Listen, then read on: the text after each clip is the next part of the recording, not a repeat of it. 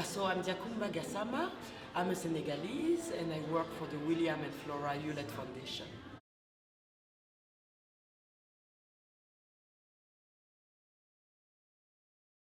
So we are a grant-making organization and we support organizations and partners who are based in the majority world, in Mexico and Africa. I was very impressed by the level of the conversations around ideology, especially my good sister Nyambura, who challenged us, African philanthropists, to look at how we are trying to get quality resources as fast as possible.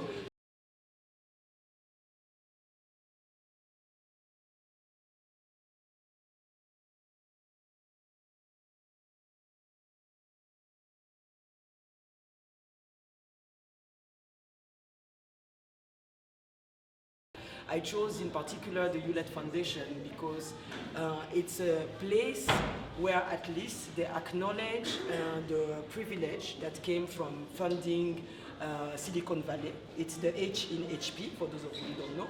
And they hired me. I'm the first person hired outside of the United States since 1966. And I'm the first African and the first African woman.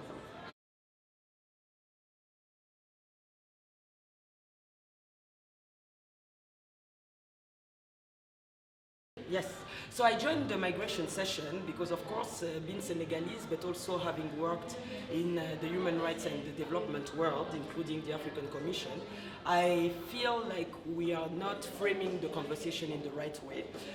We are framing it from the point of view of those who want to keep us away from their shores, instead of framing it from the point of view of our brothers and sisters who are not as privileged as us. And so we sit in a conference room and say people should stay where they are, when actually where they are doesn't look like where we are.